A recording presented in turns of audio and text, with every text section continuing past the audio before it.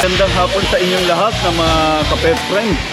Narito tayo ngayon sa Flamenco Street, Panghulo, Obando, Bulacan, kung saan makikita natin ang paggawa ng stainless na mga dog cage, kung paano ginagawa, paano ina-assemble na narito sa loob. Nakita nyo, ayun, ginagawa. Halika kayo mga kapet friend, puntahan natin para makita natin. Ayan mga kapet friend, no? Bali ganyan ang itsura ng mga materyales na ginagamit nila. Medyo maingay nga lang kasi yan, gumagamit sila rito ng mga drill. Ito makapal na stainless. Yan. Tapos ito yung square bar, may round bar tayo. Yan. Tapos dito kinakat ni Kuya. Kuya, anong pangalan mo? Baka gusto mo shout out. Shout out ka, mga kaibigan mo. Ayan, bali. Ito yun. Ikaw yung nagkakat niyang mga Oo. Ibig sabihin mga order to. Mga order. Ayan, mga order ginagawa nila. Ayan, kung ano yung sukat na in-order sa inyo, yun yung sinusunod nyo. Oo. Ayan, o. Kayo na rin nag-assemble. Ibig sabihin all around bawat tao rito. Kami nag-need mga welder, kami nag-add. Oo. Oo. Sila na naglilinis. Tsaka ayun, assemble, no? Ayun, o, ito yun, o. Anong tawag rito? Square bar? Square tube. Square tube, ayun, o. Anong sukat niyan? 1/2. Ayun, o. Ito yung mga kapet friend, no? Square tube. Ito yung ginagamit sa no? Sa pang-reyas ba yan? O Pang-frame. pang-frame? Pang-frame, ayun. Ang pang-rehas yung yung mga round bar. Ayan, tapos dito, ito rin, ina-assemble din, nagwe-welding. Ikaw rin, minsan nagwe-welding ka rin. Ayan, o. Toto naman yung kanya, kay Kuya. Pangalan mo muna, Kuya. Jok. Kuya Jok. Ayan. O, single pa raw si Kuya. Ayan, o. Ito, ina-assemble. Ayan. Bali, wini-welding nila. Sila yung nagwe-welding.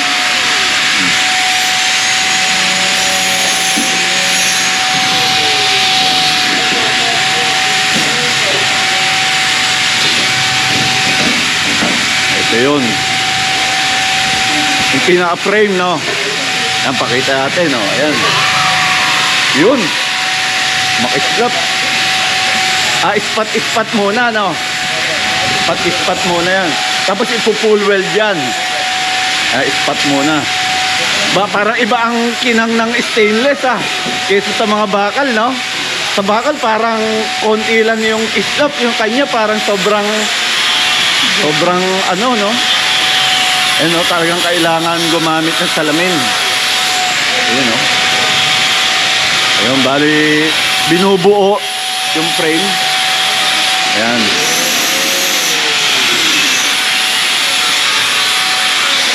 Ayan, tapos ipo-full weld sila. Yun.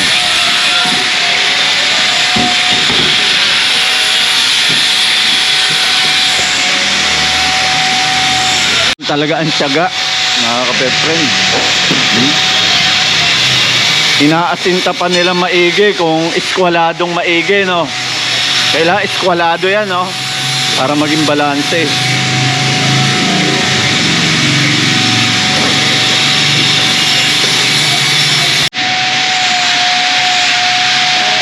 Ayun.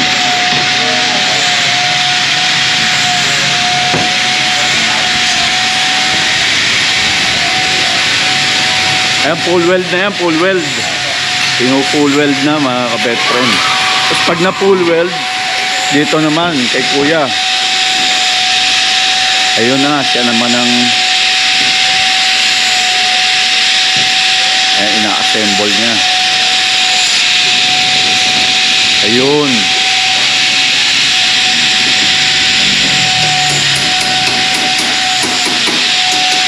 ganyan. Yung linabit po natin, cylindrical po tawag dyan. Cylindrical. Para po sa pinto. Para sa pinto yan. Ayan. Cylindrical. Tapos di ba na-assemble niya? Sino nagkakabit nito? Ikaw rin yan. Ayan yan, nilalagyan niya na ng mga round bar. Tapos siya na rin nagkakabit ng cylindrical na para sa pintuan. Bagus. Jalan. Ayan, yan. Ayan, hihinangin din, no?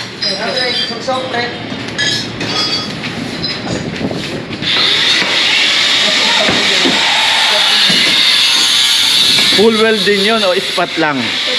Ispat lang yun. Ang pangalan mo, kapet friend? John Mark po. John Mark, ayan o. Si John Mark, ayan, masipag. Marami kayong gawa ngayon. Yun o, nakikita natin mo, marami yan o. Ito, frame to. Opo, friend po lang. Ito yung sa roof o frame pa rin. Mga friend pa rin po. Frame pa rin. Yung flooring, doon na. Doon na. Sa mga frame.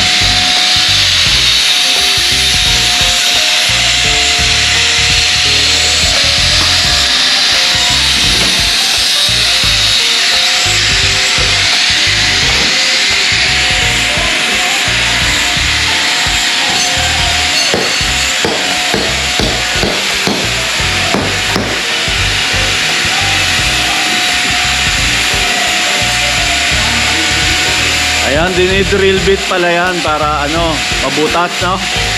Ayan, dito binubutas yung yung square tube para maipasok yung mga round bar. Tapos siya naman yung nagwe-welding sila yung dito.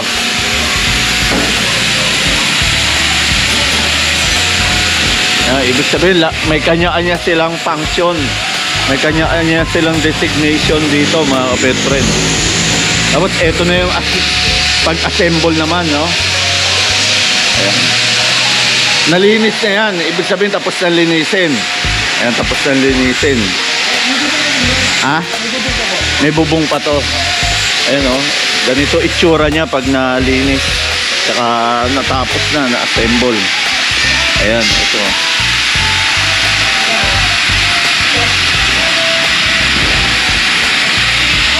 Yan. Ganda. Ang stainless, pinakamatibay ito, no? Tumatagal ng lifetime yata ito, eh. Lifetime na to, wala nang palitan. Ayan. Ayan yung bubong, oh. Pati bubong, stainless, ah.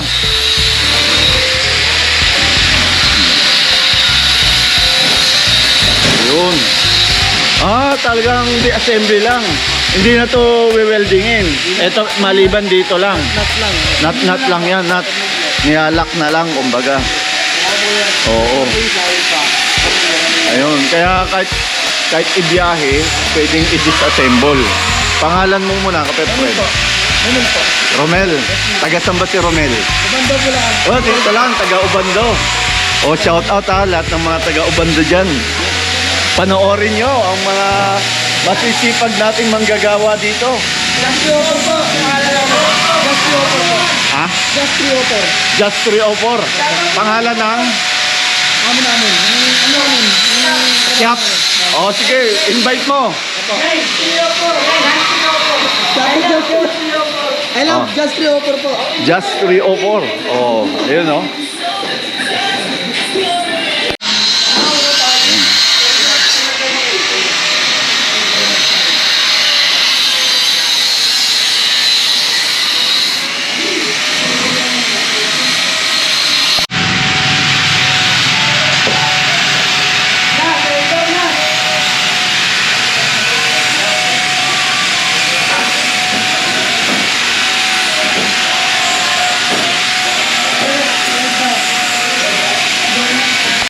Bale, ganito pala itsura ng finished product nila, mga kapet friend.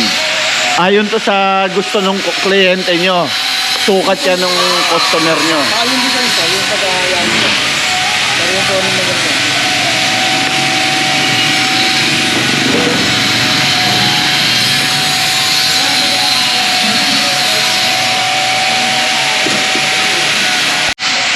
Yung mga kapet friend, bali ang sukat pala nito ay 2x4 by 2. Ayan. Ito yung lapad. Ito yung ano, ito yung side. Tapos yung front 4, yung height 2. Ayan. Wala yung ano, stainless din yan. Stainless. Stainless din, no? Pati pala yung, ang tibay talaga yan. Matibay mga kapet friend.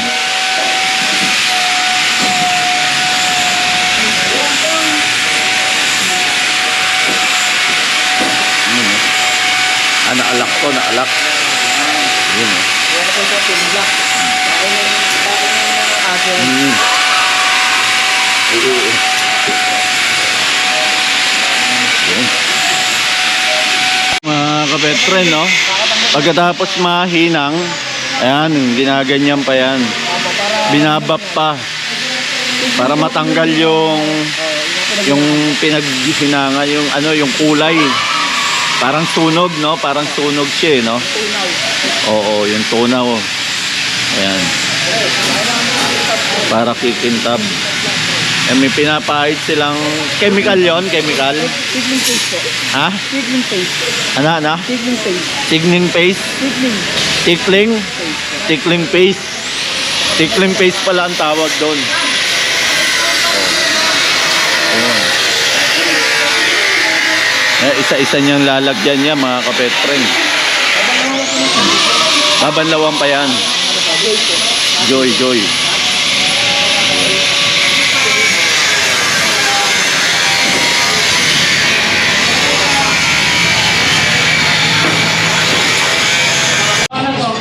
Ayan, makikita nyo mga pet friend yung ano, yung itim. O, tignan natin mamaya, mawawala daw yan. Ano yan, Joy? Joy po. Joy yan, Joy. Lagyan ko ng tubig. Ayan, Joy. Lalagyan ng Joy, tapos saluan ng tubig. Saan nila babanlawan para matanggal yung... Ano ba tawag doon sa spot na yon? Mga pinag-weldingan po. Yung pinag-weldingan, no? Matanggal yung parang itim-itim. Para mamutin po siya. Oo. Sa baba po. Para Ayun, ayun. Ayun siya, oh. Oh, parang natanggal nga, boss, ah. Parang isang arangkadahan lang, tanggal agad, ah. Ayun, oh, natanggal agad, no? Nakita nyo, no? In-applyan lang ng tickling paste. Tapos, sinabon ng Joy. Yan, tanggal agad. Pero hindi pa rin tapos yan. May proseso pa pala. Babaping pa yan. Ayun, natanggal, ah. Oh, ang galing, ah. Magic. Ang magic, mga kapet friend. Natanggal, oh. Kitang-kita ko, oh.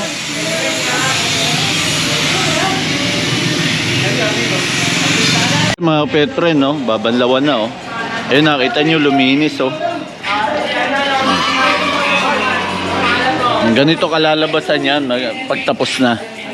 Yan, malinis na. Okay. Paikintabi na yan, paikintabi na. Ayun. Ayun, bali pinapakintab na. Yan, nakita nyo. Ayan, ganyan mga kapet friend. Kaya kailangan dito ang tiyaga at sipag. Sipag at tiyaga. Ah, may technique pa silang ganun, no? Yun. tapos po niya, i-deliver na po yan. Di-deliver na. Kailan i-deliver? Bukas. Oo, Bukas na. Kaya mamaya po. Kaya mamaya. Eh, bali, nagdi-deliver din kayo. Opo. Kayo na rin ang nagdi-deliver. Kasama po kami ng boss. Oo.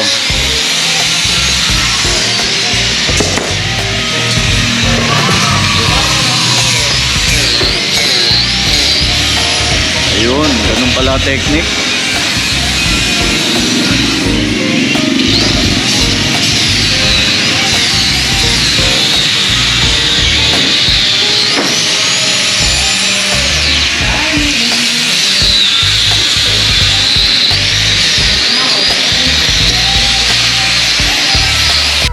Ayun, Yan, syempre mga kapet friend, pag natapos na i-bap, ano na yan, pupunasan na lang ng basahan.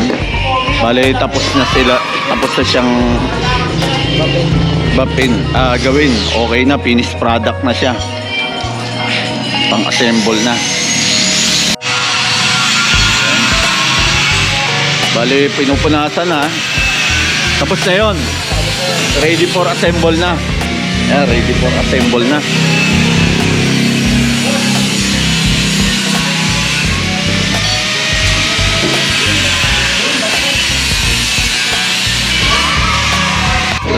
Go. At syempre mga kapet friend, mga viewer at subscriber, syempre narito tayo ngayon. Pwede kayo magpunta rito, mag-message sa kanilang FB page, John's 304 Stainless Dog Cage and Fabrication. Matatagpuan ito dito sa Flamenco Street, Panghulo, Upando, Bulacan, from Monday to Saturday 8 to 5 p.m. Sa mga nais mag-inquire, John's 304 Stainless Dog Cage and Fabrication ang kanilang FB page. Message lang kayo mga kapet friend. Mura lang dito dahil direkta silang gumagawa ayon sa order ninyo. Okay?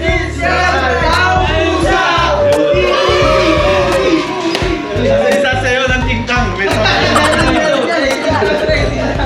Sasayaw